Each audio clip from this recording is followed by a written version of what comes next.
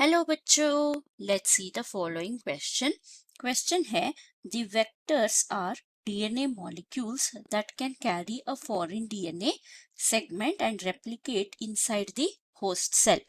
Vectors may be plasmids, bacteriophages, that is viruses that attack bacteria, cosmids, yeast artificial chromosome YACs, bacterial artificial chromosomes BACs, and viruses. The most widely used versatile, easily manipulated vector PBR322 is ideal plasmid vector. Features that are required to facilitate cloning into a vector includes origin of replication, that is ORI, which is specific sequence of DNA bases responsible for initiating replication, selectable marker genes, and cloning sites.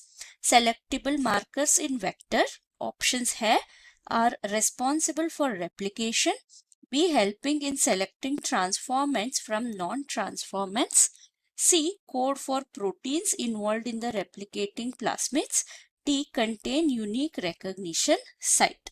So इस question का की concept जो है वो हमारा प्लास्मिड्स के बारे में है।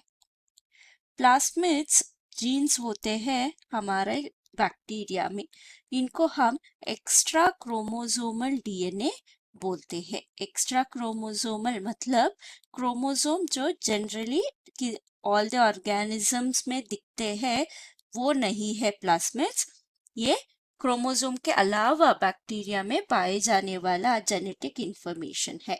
सपोज हमारे पास एक बैक्टीरिया है, सो बैक्टीरिया एक प्रोकैरियोटिक सेल है, यानी इसमें न्यूक्लियस नहीं होगा, करेक्ट। तो इसमें हमारा मेन क्रोमोसोमल डीएनए जो है उसको हम न्यूक्लियोइड बोलते हैं। न्यूक्लियोइड जो सर्कुलर डबल स्ट्रैंडेड डीएनए होता है। इसके अलावा इसमें एक और short segment of circular DNA होता है जो है प्लास्मिड।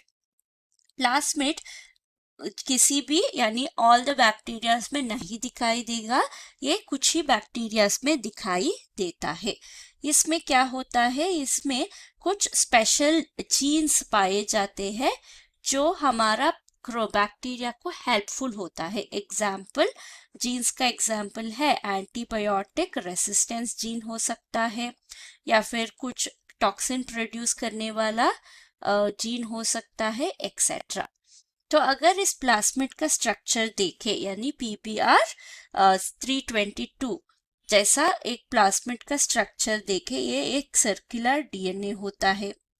इसमें एक सेक्शन होता है जो है ORI यानी ओरिजिन ऑफ रेप्लिकेशन, जो होता है हमारा रेप्लिकेशन का स्टार्टिंग पॉइंट। जब भी हमारा डीएनए डुप्लीकेट या कॉपी होना चाहता है तो ORI रीजन से ही रेप्लिकेशन प्रोसेस स्टार्ट होता है। अगर ORI साइट नहीं है तो ये प्लास्मिड कभी भी रेप्लिकेट नहीं हो सकता। ORI साइट के अलावा इसमें कुछ जीन्स होते हैं सेलेक्टिव, इनको हम सेलेक्टेबल मार्कर्स बोलते हैं। फॉर एग्जाम्पल हम एक सेक्शन लिया है यहाँ पे, इस सेक्शन का जो जीन है वो कोड करता है, लेट्स अज्यूम बीटा गैलेक्टोसिडेस एग्जाम्पल है। गैलेक्टोसिडेस जीन जो बीटा गैलेक्टोसिडेस एंजाइम को कोड करता है। ये कैसे एक्ट करता है, ये एक्ट करता है एज सेलेक्शन। सो ये सेलेक्शन करता है बिटवीन रिकॉम्बिनेंट बैक्टीरिया और नॉन रिकॉम्बिनेंट को आइडेंटिफाई करने में। Recombinant and non recombinant bacteria या इंडिविजुअल को सेलेक्ट करने में ये साइट यानी ये एंजाइम हेल्प करता है। इसी एंजाइम का कुछ सेक्शन में यानी लेट्स अज्यूम ये सेक्शन में एग्जाम्पल हमारा रिस्ट्रिक्शन साइट्स होते हैं। रिस्ट्रिक्शन साइट्स होते हैं स्पेसिफिक साइट्स, स्पेसिफिक सीक्वेंसेस जहाँ पे हमारा न्यूक्लियसेस एंडो न्यूक्लियसेस रिकॉग्नाइज करते हैं। सो इसको हम लिख देते हैं recognition site for restriction endonuclease enzymes, वो एंजाइम्स लिख देंगे। सो यहाँ पे हमारा जो डीएनए है रिस्ट्रिक्शन साइट में, यहाँ पे एंजाइम कट करके हमारा डिजायर्ड जीन पेस्ट कर सकता है।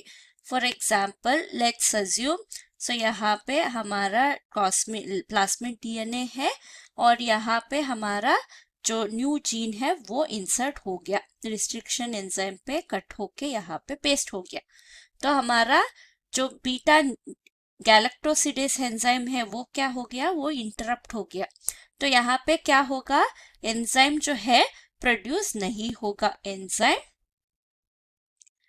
इज नॉट प्रोड्यूस्ड क्योंकि डिसरप्ट हो गया है एंजाइम। तो ये है हमारा रिकॉम्बिनेंट प्लास्मिड। रिकॉम्बिनेंट, ये प्लास्मिड किसी भी बैक्टीरिया में हो उसको रिकॉम्बिनेंट बैक्टीरिया बोलते हैं। तो अगर एंजाइम प्रोडक्शन नहीं है तो ये रिकॉम्बिनेंट है। तो अगर इसमें हमारा जो जीन है फॉरेन जीन अगर इंसर्ट नहीं हुआ तो क्या होगा, हमारा जीन इंटरप्ट नहीं होगा, तो एंजाइम जो है वो प्रोड्यूस होता है, एंजाइम इज प्रोड्यूस्ड लिख देते हैं। तो अगर एंजाइम प्रोड्यूस हो रहा है तो ये क्या होगा, ये हमारा नॉन रिकॉम्बिनेंट प्लास्मिड है और उस बैक्टीरिया को हम सेलेक्टिवली रिमूव कर सकते हैं।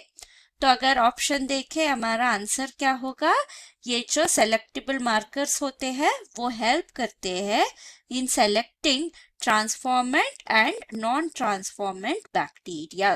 Hope you have understood the concept. Thank you and all the best.